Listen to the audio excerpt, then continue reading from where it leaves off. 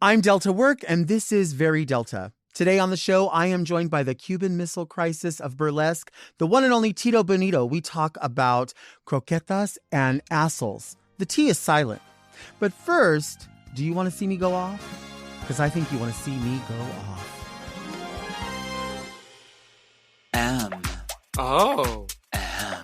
Mom!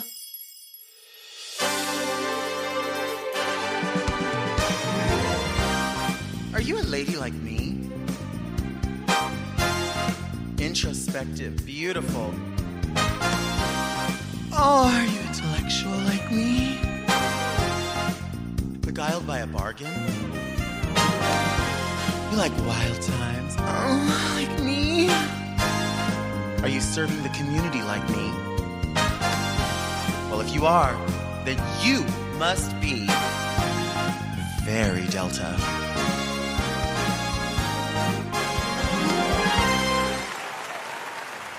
I'm Delta Work, and this is Very Delta, a luxury public access podcast and YouTube talk show where I look gorgeous, speak extemporaneously, and invite fascinating people to sit on the couch and get very Delta.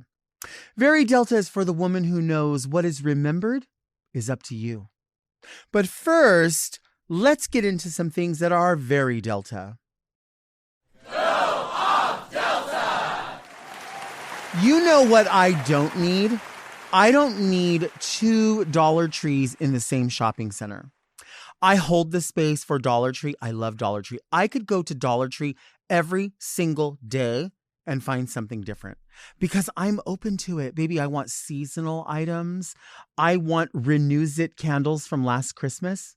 I want, seasonings with questionable dates. Like, I want all of that. I want a bunch of different things. And what I love for sure about Dollar Tree is crafting items, fake flowers. You know, I love all that stuff. So I hold the space for Dollar Tree.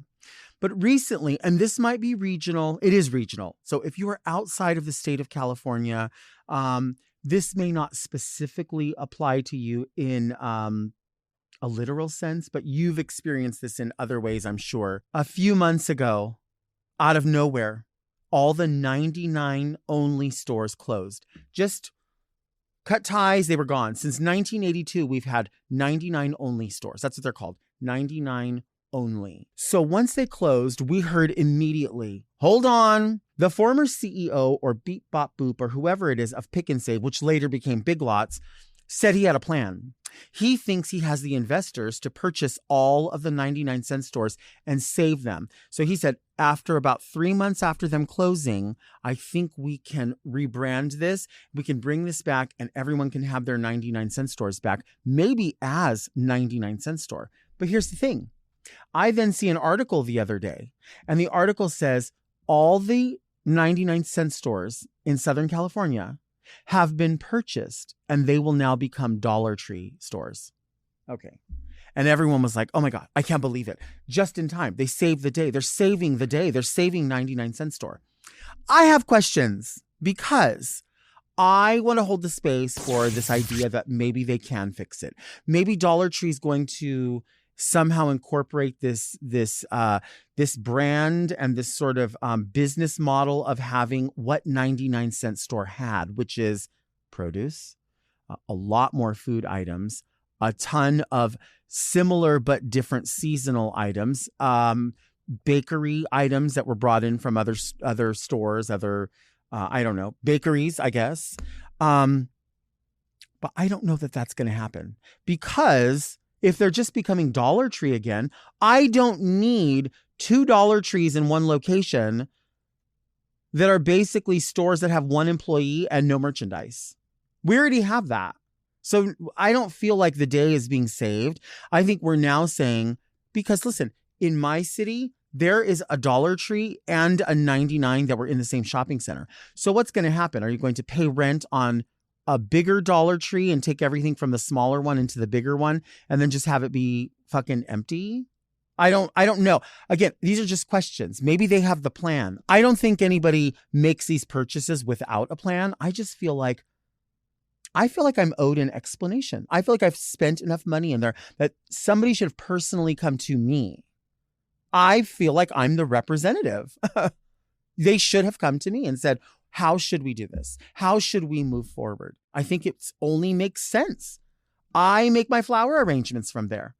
I like to go there and buy a dozen eggs. Well, actually, I don't like to buy a dozen eggs there. Sometimes the eggs are too expensive at 99-cent store. You know, some people talk about it's cheaper to buy at this store versus that store. Some people don't shop at a bunch of different stores because they can't, right? Some people say, oh, which is true. If you buy canned food at 99-cent store, and it's $1.49 or it's 99 cents, it's cheaper at Walmart. And that's very true because you can get certain canned vegetables for 57 cents. That's true. But the thing is, not everybody has the same access to those kinds of stores. So say you're somebody who lives in a motel. That's very possible. Maybe the closest thing to you is a Dollar Tree or is a 99-cent store. These are things that are very real reasons. Why do I go? Oh, because sure, my dollar goes further. I have a good time walking around. Is it the only place I can shop? No. But for some people, it is the only place. And so I feel like there is a way for them to make this happen, right? I mean, and we go to other stores. You ever been to 99 and Up? I have a friend that was on tour and she had to send me a picture of a location she went to, and it was called 99-cent Dreams. What dreams are 99 cents? I'm dreaming. I'm dreaming of the 99-cent store. I want jet puffed marshmallows in the color blue outside of their season. Like, I want that stuff, right? We need that stuff. For some people, it's the only place they can shop. So when somebody says, oh, you could get it cheaper over there. Yeah, but guess what? Some people don't have a car. Some people can't drive over there. Some people don't want to walk. Some people are like, this is what I have to get. So sometimes the things that they buy have to be $1.49, even though they could get it for 57 cents. Whatever it is, we want the 99-cent store back so bad. You know what I miss? I miss just like going out to lunch and then saying, let's go walk around at 99-cent store and see if Halloween stuff is out yet. Right now was when we would be anticipating Halloween from the 99-cent store, from Momentum Brands. Momentum Brands, where are you? Where can we find you? We need you. We miss you. We think that because you've been displaced by 99 only, you could show up somewhere else. But where? I don't live far from the City of Commerce. Are you having a warehouse sale? Could we go there and buy Day of the Dead statues? Could we go there and buy glittered reindeer to hang on the tree for Christmas? That's what I want to know. These are the questions that I have. I have bought so many things from 99-cent store that are with me to this day. I have purchased artificial Christmas trees, beautiful ones. I have purchased finials for Christmas, decorations, so many cool things, photos, paintings, flowers. I miss all of that so much. You know what you have to realize too is you used to be able to get really cool products that were on the shelves and didn't last for very long, but you kind of fell in love with, but not everybody fell in love with. You would find them at 99 only. Certain lotions. Oh my gosh. Ione. Hello, Ione. Eyelashes, cosmetics. I love Ione blush. I love Ione lashes. I miss all of it. I miss it so much. I'm praying. I'm holding the space right here for there to be, maybe this is what it's going to be. Dollar Tree beyond Dollar Tree. So it's going to be things at Dollar Tree are all, well, that couldn't even be either because Dollar Tree has the $5 spot now, which is fine. A lot of people get bothered by that. A lot of people say, oh gosh, Dollar Tree should just be $1. Well, guess what? We are moving. We are on this planet. We are moving forward. How are the people that are providing the merchandise supposed to provide the merchandise that you want at $1.25 or whatever it is if they are not paying like they have to make a profit? This is not a charity, right? 99-cent store, Dollar Tree, just because they're less expensive and just because they always were does not mean that they are a charity. They have to make a profit. So if they have areas of the store that say, hey, this stuff is a little more expensive and we're letting you know, But the idea here is to keep it as close to that price. We have to hold the space. We have to understand it's not charity. It's just not, and it's never going to be, and it never was. But I would like some reasonable facsimile, right? When I bought my vegetables at 99-cent store, I liked saying, like, look at how gorgeous this fruit is. I want this gorgeous, beautiful fruit. I want juicy navel oranges. I want a bag of them. And I want to pay, this is the thing. I don't want a bargain, right? I've said this before. I want a value. I want to say that seemed appropriately priced within my budget. It seems fresh. It seems local. It seems like I could get there. It seems like I don't have to, go to Whole Paycheck and buy all of my, or Whole Foods and buy all of my vegetable, Erewhon. If you don't want to buy your vegetables at the dollar spot, fine, don't.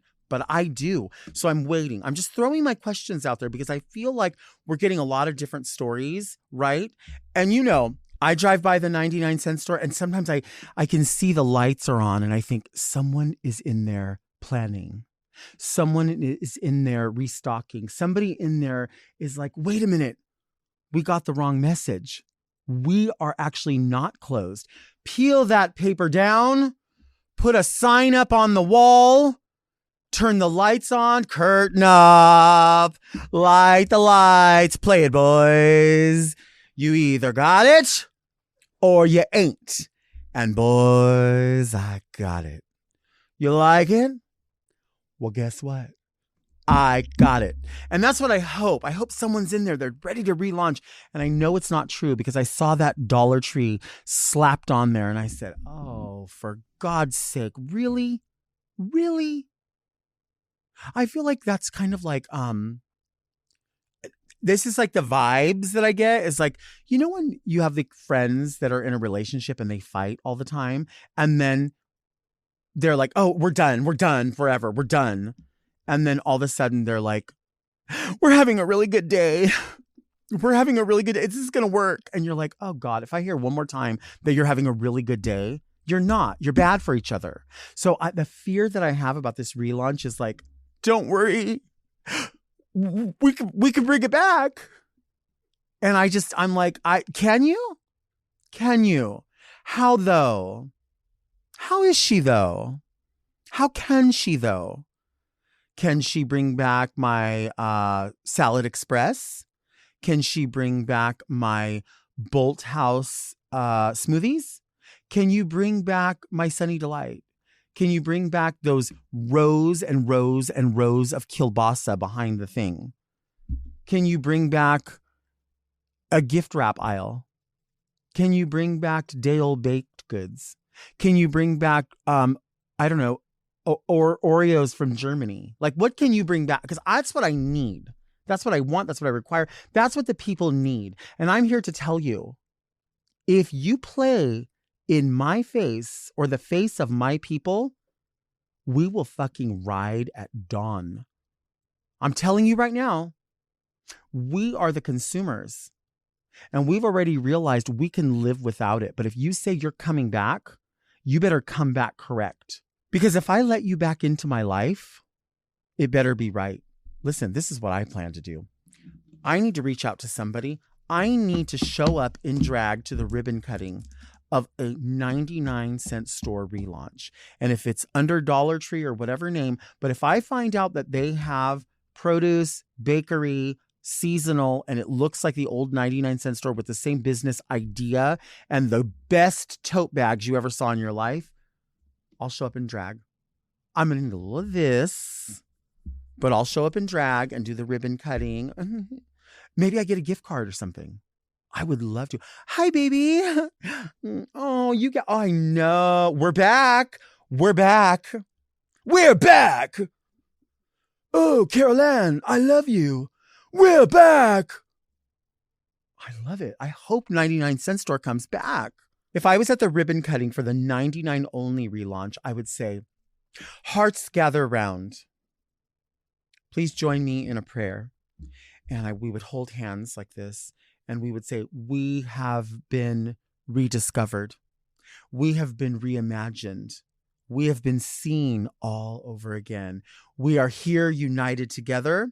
in a brotherhood, in a sisterhood, in a theyhood of value, of decency, of family, of richness, of peace of mind, and we are ready to fuck it up. You heard? Do you want to see me take a break? I think you want to see me take a break.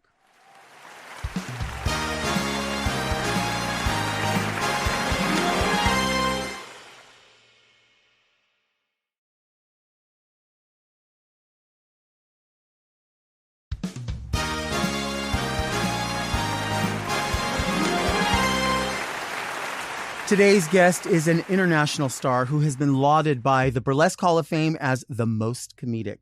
It is the Cuban Missile Crisis, the one and only Tito Bonito. Hello, hello. Hi, thank you for being here. Thank you so much for having me, Delta. I'm so excited to be here. I love this show. And we are standouts specifically because we aren't late to anything.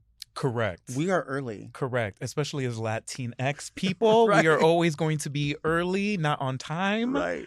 No. I appreciate that about you. I appreciate that about you. I mean, I know you were waiting in the back while I was in here drinking Diet Coke and staring at the wall. I can't believe y'all are still not sponsored by Coca-Cola. We should be, right? Or Diet Coke, at least. Do you think if Pepsi came through and they were like, we want to sponsor, I would just be like, I love Pepsi?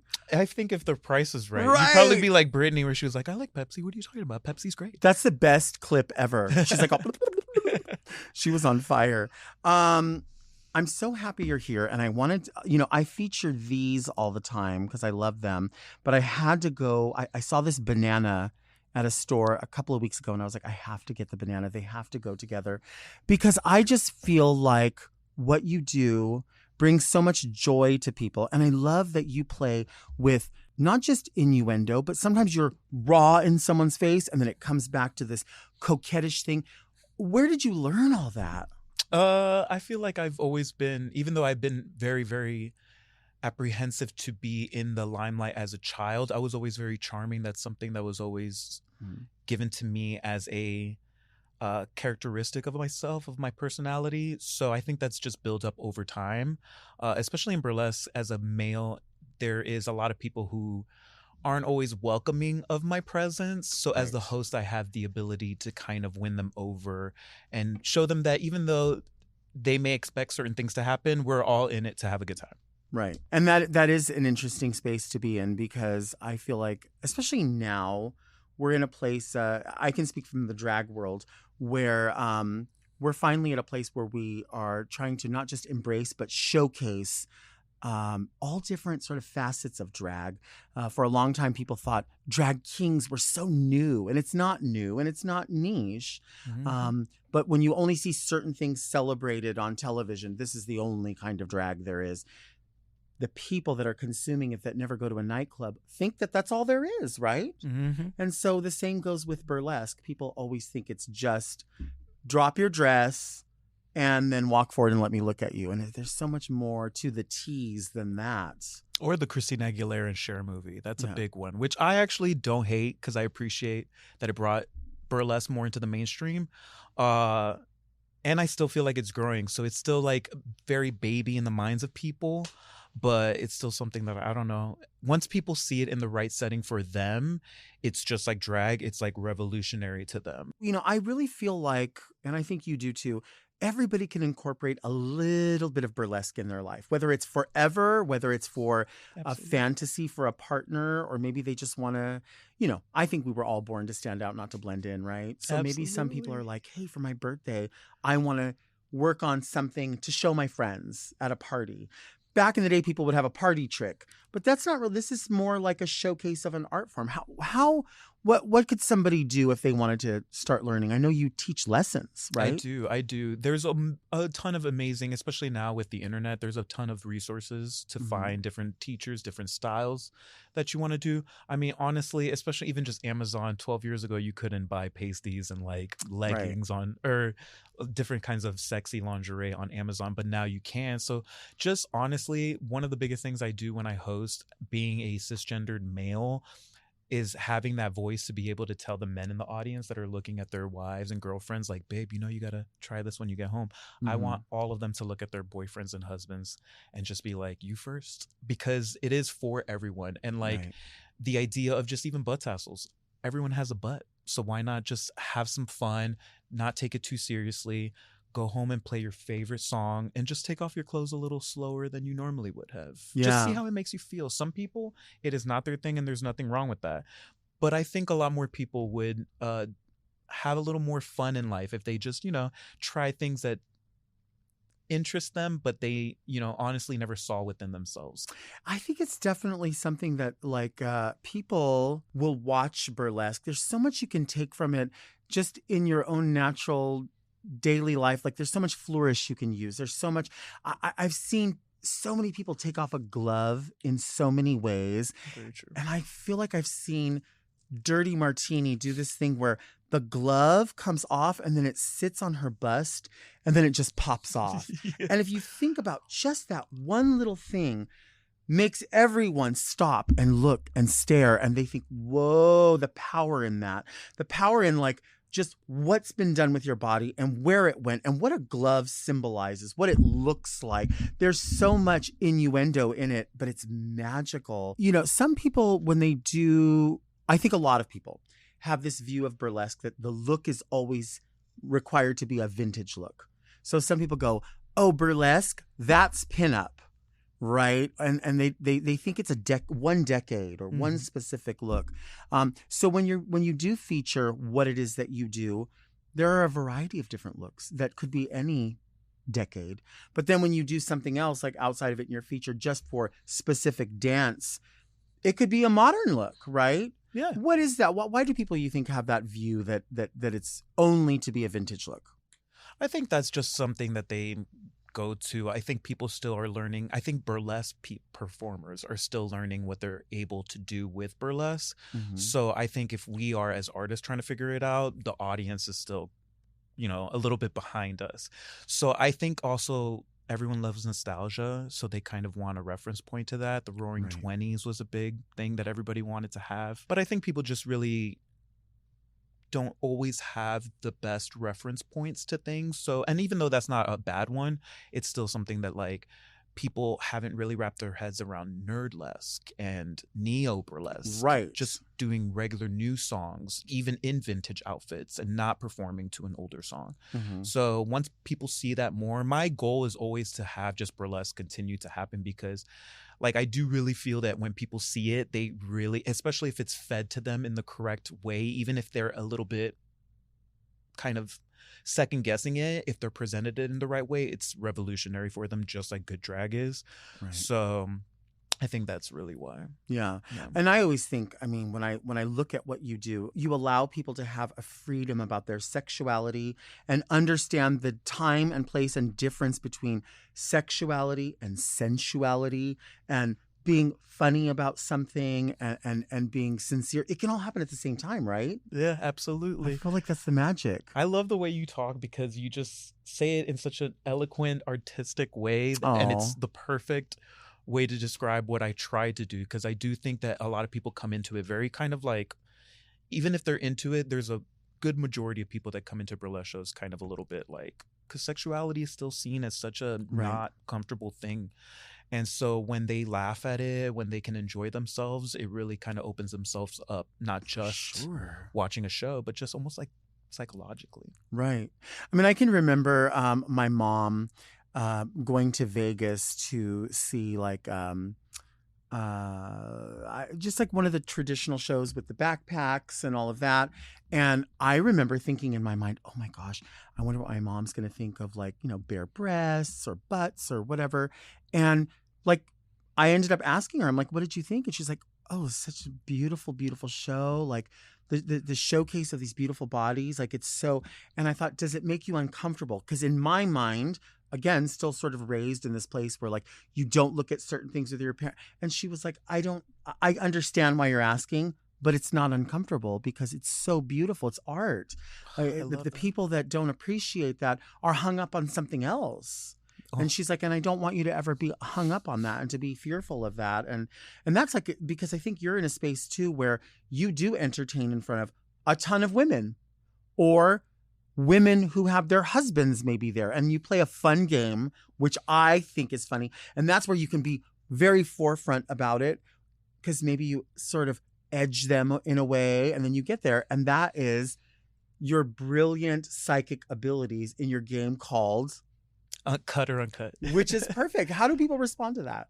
It's actually pretty good because it's a easy way to keep things going, but also to lend yourself to the idea of just whatever's going to happen is going to happen. Mhm. And it may be magical. It may be one joke. So I just kind of was like 50-50. I already want to know. It's something that I love. I love uncircumcised penises. Can we You can say all of it. say that? Okay. I love uncircumcised penises. So I just really want to know. Mm-hmm. And it came out of that. And so 50-50, you're going to figure out if it's correct or not. And sometimes you find out that somebody is circumcised 2 times. Sometimes you lend yourself to the conversation of foreskin restoration. Yes.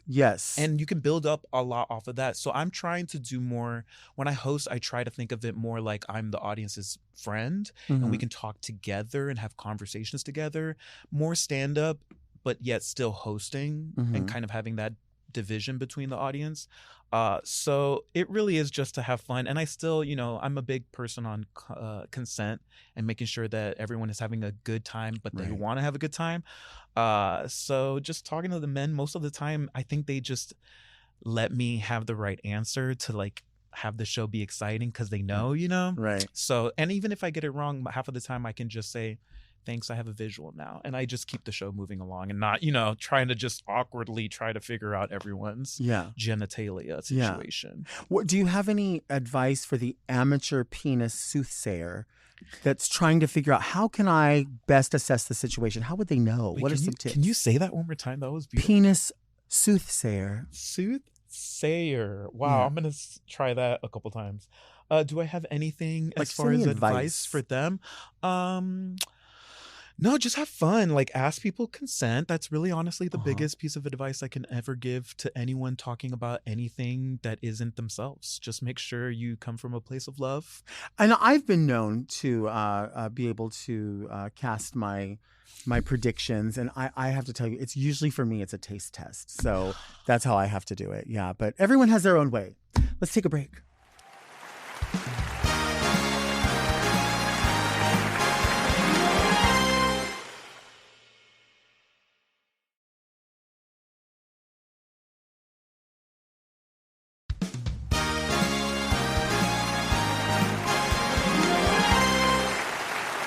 We are back with the gorgeous Tito Bonito.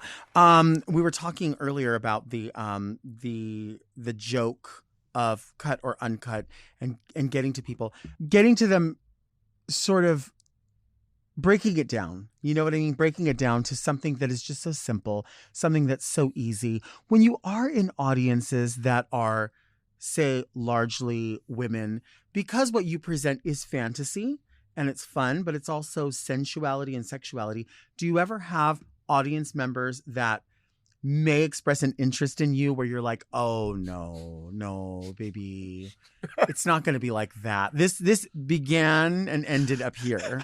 Does that ever happen? I'm laughing because absolutely, yes. Yeah. Definitely the women love to be like, you're going to do me tonight. And I'm like, babe, not only am I a bottom, but like, I'm also on the clock. Like, this is work. Right. Human resources, can we get that? Right. But no, it definitely happens. I think it's also one of those things where people say it and they don't actually because I have been doing this new thing to raise money, especially at like fundraisers or just even if I'm broke, where I will tell the audience if they tip $50 or more, I will airdrop them a nude photo of myself. Okay. And sometimes people will be like, oh my God, I want it. And they don't actually want it. They just want to do the bit. So I feel like sometimes that happens too when people are just so excited about the whole burlesque show that they're like, oh, I want to see if I can take the host home because he's so flirtatious. Right. And then once I'm like actually talking to them, I'm like, let me see your husband real quick, or let me see what the situation is. Do they actually get a nude photo? If they want it, absolutely. I wouldn't lie. Do they get to pick the front or the back? If you're my friend, yeah. Oh, yes, they can pick the front or the back. And then if you're my friend, I can show you the gallery and then I'll let you pick whichever. Oh, see, I'm not mad at that. There's options. It's a tier sort of thing, right? Like if you're silver, if you're gold, platinum. And Patreon, if you will. I love that. And you do feature additional content for people. If people are interested, you are a content creator. Where can people find some of that content? Anything that I have connected to my intraweb, my life is on TitoBonito.com. I'm very crazy about keeping the calendar updated of the shows I have coming up. OnlyFans, all of that kind of thing is up there. I don't really get too much into OnlyFans. It was more like a safety during COVID that I just kept going on because the social medias do not like butt tassels all the time, especially Instagram. So I feel like taking off the naked content online and putting it on OnlyFans has really helped me because then if people want to see it, they have a space for it. Well, butt tassels is something you're very known for. That's what you mentioned. What is the real process of putting on ass tassels? Every person's different, but for me, it is wig tape, double-sided wig tape, and it doesn't matter if I'm sweaty or not. It'll hold on for dear life. Sometimes it'll hurt so bad to peel it off that I almost want to just videotape the like that part of it. The peeling. So if the ass is here, oh, you want an actual like situation. I'm looking at it. Where would they go? Are there sometimes where they can be sort of like low hangers? Do they go more in the middle? It depends. Everyone's booty is a little different, but I like mine since I have a little plump booty that's like fat. I can put them to basically look like breasts on the bottom. So I want the pasties to be like nipples. But some people, I think if you want a little bit more, spin, you either want them there or on the top. On the bottom, it can get a little bit. But it depends. Everyone's butt is different. Some people's butt, it can fit perfectly there. You kind of want a top or middle moment. Have you ever had them on and one just fell off? 100%. It doesn't happen too often, thankfully. Do you, would you say that you always rehearse at home before you try out something? Or do you sometimes just go and say, I'm gonna just do it and see what happens? I think it's very obvious that sometimes I just wing it. It's very a trial and error. I'm a very trial and error artist. Okay. It's also like venues change so dramatically. You could be in a space where you're this close to somebody performing, and that is a completely different energy, as you know, than being on a stage with a curtain. And like you can't even see the audience because the light is on you. Right. So even if I have something that is heavily choreographed, I always lend room to like have fun with it. So I'm never like, oh my God, I didn't do that the right way. It's more just like, what's happening today? I've seen that in just a drag entertainer that maybe is going to just have, maybe it's just a reveal of like they're going to take something off, and I always think like, oh, they'll have it like in a bag, and they'll say like, oh yeah, I just got this coat, I'm going to wear it, and they put it on, and they don't realize like it's different with your fingernails, or it's different with hair that's sitting on sequin or something, right? It makes a difference. So if you've never done it and they're like, and they get that fright and you can see it, and then you just watch like a fastener just snap. And you're like, oh, babe. Or they think like, well, I can take my gloves off. And then they realize, oh, I'm putting the glove over something sequin. Yeah. Baby, that's never coming off. No, those definitely need rehearsal. I feel like also I'm new to my costumes are being nice. Okay. So pre-pandemic, I was still very, trying my hardest. I was still Dollar Tree of burlesque, if you will. Okay. And so now, like, especially I have a newer outfit where it's like a big Cuban flag that like the sleeves come off and they connect and it becomes a boa. Okay. And like that, I definitely wasn't going to trial and error on stage. Sure. Like that, I definitely rehearsed. But I feel like the more the costumes come into play and the more expensive they are, the more I try that avenue for sure. Yeah. Definitely rehearsing is essential, but like, it's kind of like performing in the pandemic. Like to perform, to throw everything in a room, to no applause doesn't feel like the same as actually doing it in front of people. Sure. So rehearsing is always still a little weird for me too. Yeah. And you just toured Japan. Yes. With Jezebel Thunder, who's been here before.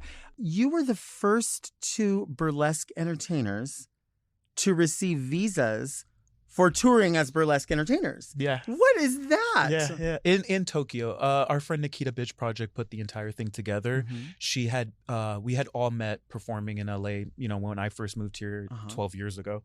And so she created this company called the American Burlesque, and her goal was, because she started getting into burlesque basically after like the tsunami that hit Japan a decade ago, and she really wanted to find something that was allowing her to be happy, because everyone over there was very much like, we don't want joy right now, we just want to mourn. And she wanted to express herself in a happy, joyful way. So when she found burlesque, she really fell in love with it. Then we all know the last couple of years have been a little rough.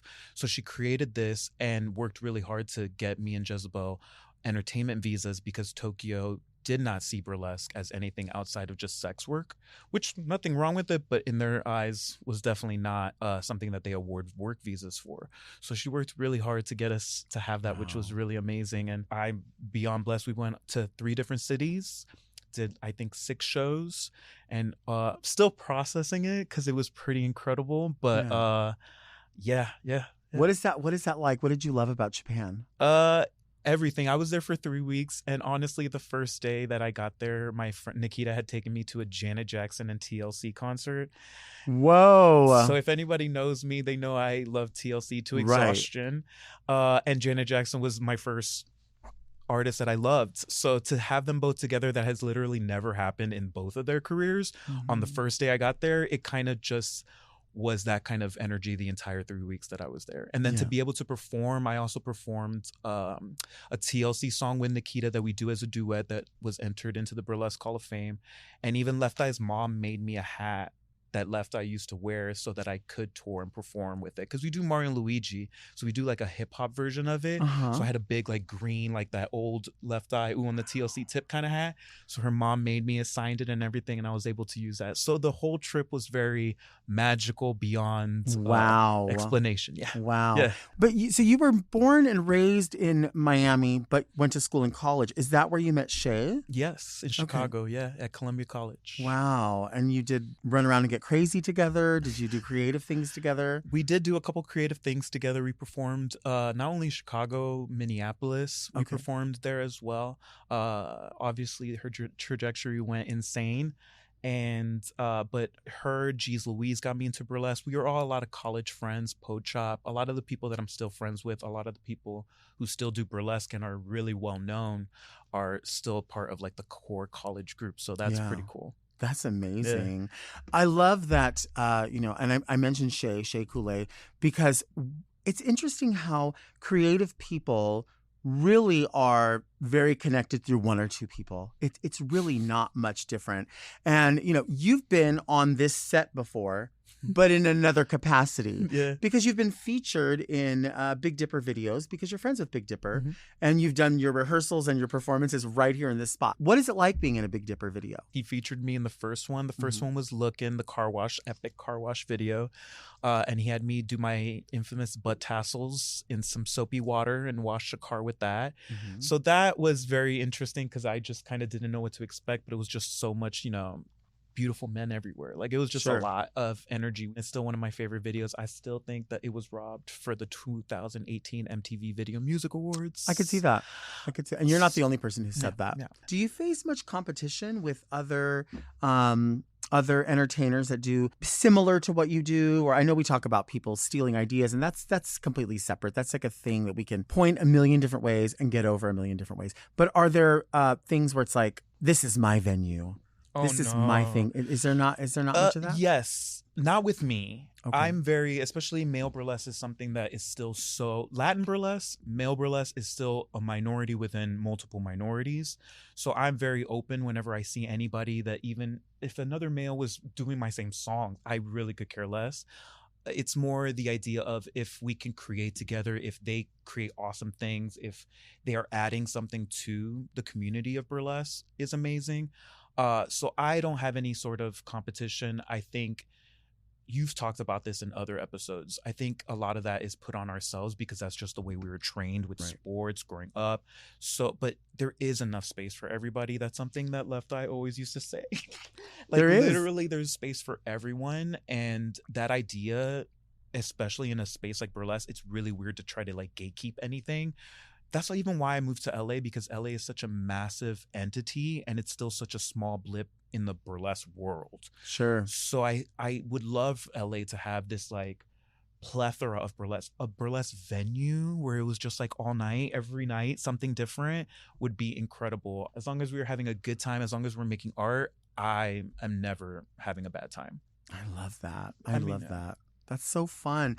The thing is, it's like, I think it is true. There is enough room. There is enough space. You said something that Left Eye said, and I feel like Missy Elliott one time said this thing that was, flowers can bloom on a bush, right? And there can be several blossoms. Nobody's worried about which one's more pink, which one's more orange. Just keep blooming. That part. Right. And it's really true. It's really so true. amazing. I know for the drag world, there's plenty of people that are like, oh, this is my favorite of the dance girls. This is my favorite of the big girls. This is my favorite of the... It's like, you can like them all. You don't have to pick. You don't have to say. Now, sure, there's people that you resonate with or resonate with you and it feels good. But a lot of people will say, well, who's your favorite of this? Babe, I like them all so much. Let's take a break.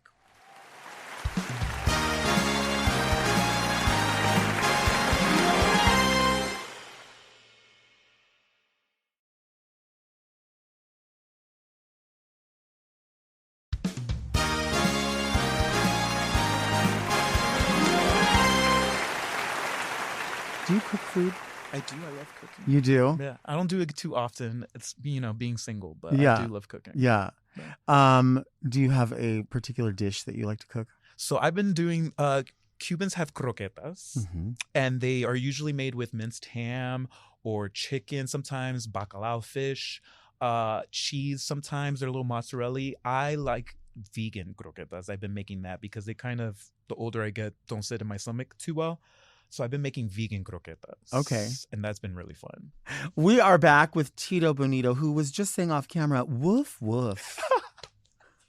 How did you do it? I was going woof, woof. I love that. This is the part of the show called Read Me Delta. Read Me Delta! Yeah, people will send in letters with questions and queries, advice. And if you do want to send in a letter, you can send it to readmedelta@gmail.com with any of your queries. Hold on. We've had this kicking around. I know. Old school. Nostalgia. Can I take a picture of you? You can do whatever you want. Don't say that. Oh, that was a good one. Ooh. Yes. Oh my gosh. That sound is so I know. satisfying. Kind of reminds you of like, what are some of the old sounds? Like a dial-up computer. That's so The funny. rotary phone. The rotary phone. Hit the 9 and let that just go the whole way. Uh-huh. Mm-hmm. Dear Delta and Tito, what is something that you're proud of this Pride season? For me, I'm proud to have come out to a handful of friends. They've been very supportive and it feels great to finally be out of the closet. Thank you for always feeding the children every week. You ate it up. Both of you, we are eating you up. Happy Pride. Sincerely, Very Marshall. What are you proud of? Very Marshall. Very Marshall. That's amazing. First of all, congratulations on coming out. What a weight to be lifted off of your shoulders. Right. I'm very proud to be featured in the Burlesque Hall of Fame Museum's Latin Heritage of Burlesque exhibit that's Yes. running right now in Las Vegas till October 20th. So we can go see this. You can absolutely go see it. We would love for you to please support the Burlesque Hall of Fame Museum. It keeps the art of burlesque and the history of burlesque alive in Las Vegas. Well, from around the world, but it is located in Las Vegas. How exciting. Yeah. That is so cool. That is something to be very, very proud of. You know, I think what's beautiful about the Burlesque Hall of Fame and really anything that surrounds burlesque is the celebration of the art form and the individuals that are providing the art form, the backgrounds of the individuals, people who are breaking barriers. And to be celebrated in this way is super, super important, especially during Pride Month. I mean, come on. And it's so rare in entertainment. I mean, in drag, you can attest to this, but it's so rare to be able to have a direct line to these people who have influenced you, influenced the art. So being able to honor them is just like such a blessing because you wouldn't really always be able to do that elsewhere. And it's definitely fierce to see someone else who I can see myself in. You know what I mean?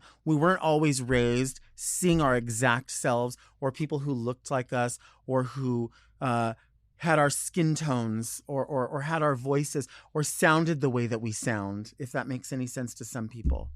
But it's nice to see it and be shoulder to shoulder, doing something different but equal. I fucking love it. I think this Pride season, I didn't know where this podcast / talk show was going to go when we first started doing it.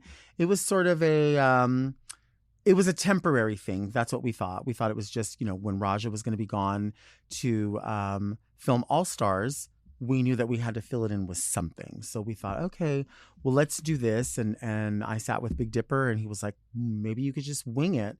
And we did. So we're excited, though, that this Pride season, we are celebrating our 100th episode with a live celebration. We're taking it back to where it all started, and that was with Raja. So Raja is going to be our special guest. I have some fun entertainers coming out, including someone that has been here before and have worked with before, Natasha Estrada, La Cholita, who's a dear friend, and also Charles Galen, who is an entertainer. Love Charles. That we all know. So I didn't know that would happen. I didn't know that we would get there.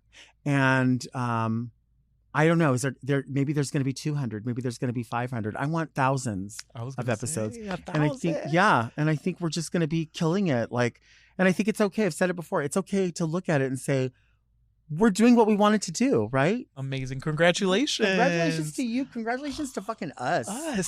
We doing that. We are blooming on the same bush. Come on. A big hairy bush. Come on, a gardenia. big old scented bush. Oh, a scented. Do you scent your body before you go out and perform?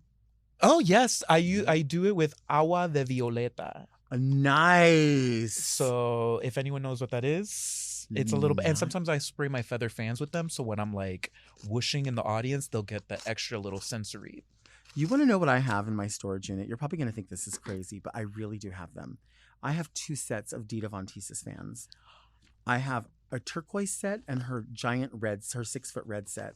My friend Philip is friends with Dita. He purchased fans from her early 2000s. And then he ended up passing them on to me when he stopped doing drag. But he used to fan dance. He would do full strips in drag. Philip was the one. I'm talking like the strip down his crotch you couldn't clock it. And I still have some of those things. So I'm always like, I've never used them. I think I've used it like to show, but I've never fan danced with them. And they are gorgeous. They're rhinestoned. Philip was the person that used to take me to go see Dita when she would do, back in the day, she worked at Captain Cream's in Costa Mesa. Okay. And then people would, at that time, were calling her the Betty Page girl. And then, she eventually started doing more and has put her stamp on it. I think Philip still has Dita in distress videos. Oh my God. They were cool. I mean, there's so much fun Dita stuff. Dita is just, again, another example of someone who takes what they do very seriously, but not themselves seriously. Yeah. Works very hard, wants to be able to appreciate those things, but is very frank about who they are, what they provide. And I love that. I love that. But yeah, I have those fans and I'm always like, I would love to see you do a fan dance with one of those. Well, that would involve getting on the floor, but how am I going to get back up? You don't have to get on the floor. I don't get on the floor with my fans too often. You could just have a moment. Ruined everything. I'm trying to been imagining you on the floor this whole time and you're never going to you can still imagine that too. Okay, but separately, without a fan. Bring them along too. The more the merrier. We can break barriers. Dear Delta and Tito, the other day I was in my friend's car and they let out the most fragrant fart. Ooh. They didn't roll down the windows, presumably to pretend they didn't break wind, and I didn't want to roll mine in fear of embarrassing them. We both knew it smelled, but neither one of us said anything. Is it very Delta to own up when you cut the cheese? What should we do in this situation? Yours truly, very Matt. Okay, here's the thing. I think this is an appropriate time and place for this because some people are uncomfortable with a conversation about sex, right? Mm-hmm. Or so when they go see something burlesque, it can make them feel more free and they can realize that sex can simultaneously be super, super erotic and dangerous. And it can also be hilarious in the next movement. If somebody passes gas, there's nothing to be embarrassed about. It's something to make light of because you can say, now listen, you and I both know what just happened here. We need to explore a new level in our friendship where we say, well, we're honest with each other. We're honest and we go, guess what? I just fucked it up so bad. Like, you don't even have to say anything. You can literally just lower the window. And you just go, girl, I have had it with you. How dare you act like that? We are sitting inches apart. Inches. It's the gaslighting of it because that's very like sibling. The what? The gaslighting. You knew what I said. I knew what you were saying. Have you ever I'm going to say accidentally. I'm not going to say purposefully because that could be something. Have you ever accidentally passed gas in a performance? Probably, but not that I've I've never crop dusted that I'm aware of. He's trying to like hide this because he has to be nude during his performance. He doesn't want people to think like, oh my gosh, that guy's probably farting right now. So no, bad. I honestly, especially in thongs, there have been times where, and this may be TMI, where, you know, I wasn't ready to perform. I see. And I've definitely, and it was like, you're going to go on in a minute anyways. And I've learned that our bodies really do take well to anxiety and pressure. So if you just kind of say you're not doing that, you can kind of talk yourself into completely forgetting what was happening. But owning up to a smelly fart amongst friends is something that I feel like if you can't do, how close is that friendship? A fart is hilarious. It's also, the other person probably did one 2 minutes before and it just didn't smell. Right. Did you know that when you're at the airport and you're like go through the TSA, like the scanners can see, like they can see the gas. As you fart? As it's happening, it'll be like they'll see like the little. So is that why they patted me down the other day? Because I let one out during that little thing? No, they made me why they patted you down. Who's not going to pat you down, Tito? It doesn't happen often enough, I'm afraid. The other day it happened and he was like, I'm sorry, I need to keep doing that. And I was like, in my head going, take all the time. I'm not sorry. I'm here early. I get to my gate 2 hours early just for this. That is so funny.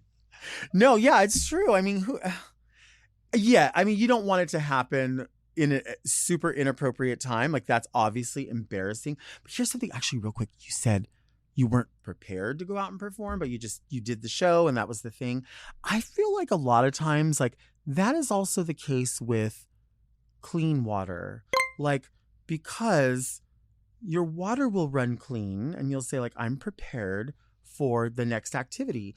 The thing of it is, what about if somewhere up there in a chamber, there's like a pocket of water that didn't come all the way out? You know what I mean? Because as soon as all is said and done and everyone's gone their own merry way, and then you go to the bathroom, stuff's coming out that was way up there. So I think your body does have a way of going, I know you tried.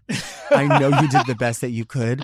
We're going to go ahead and pull this up here. So when you take a deep breath, we're pulling up that last little bit of mud water.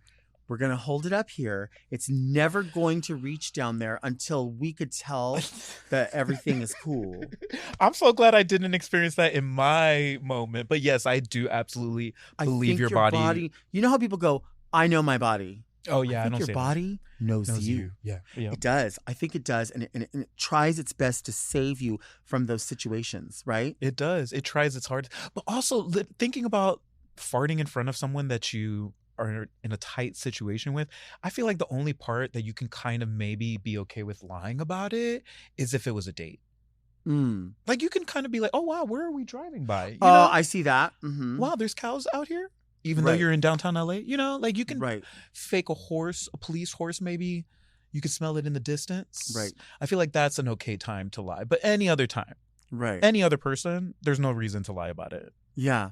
I think it's a mess to lie about it. But you know what's fucked up is if you drive by an area, like not far from me on the freeway, there's a sewage treatment plant, and you're in the car and somebody's like, you fucked that up. That's your ass. I know your ass. That's you. And you're like, that is not, I swear I would tell you if it's fucking not me. Yeah, okay. And you you're were like, with me at lunch. You know what I ate. No, that's your ass. My mom likes to say that. Oh God, I know your ass.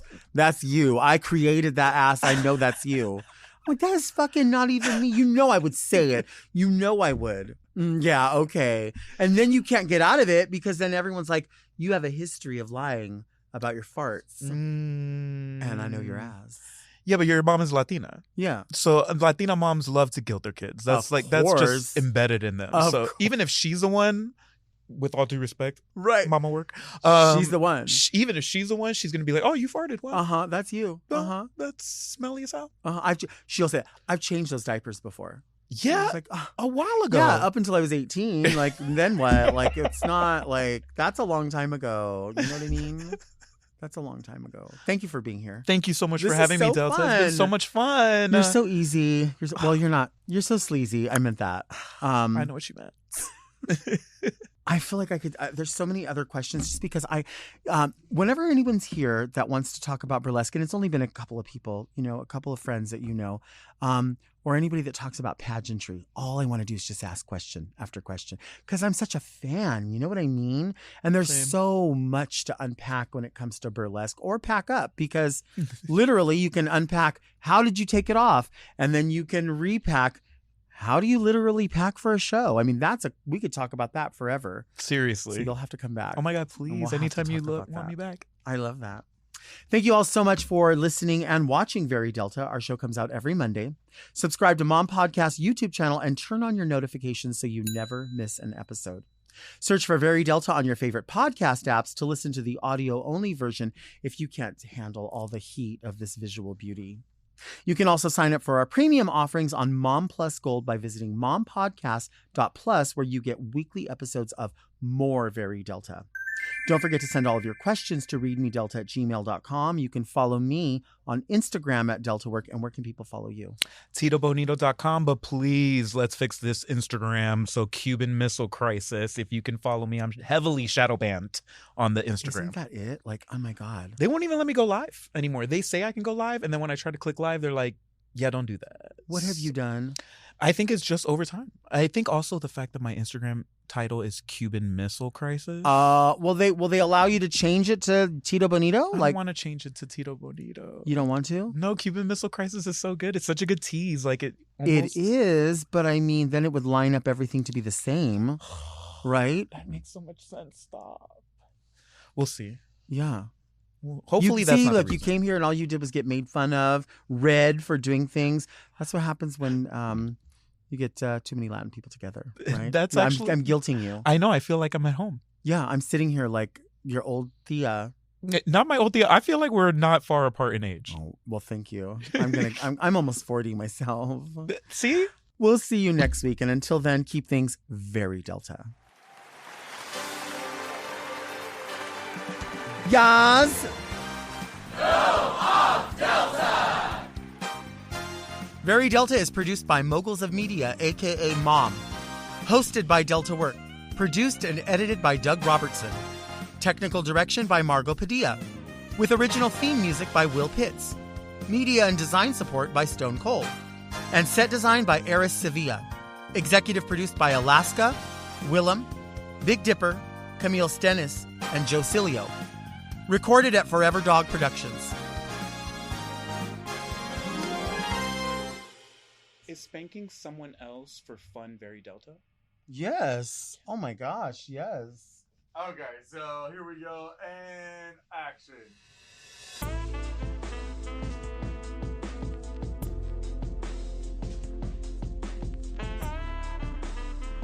It's so good.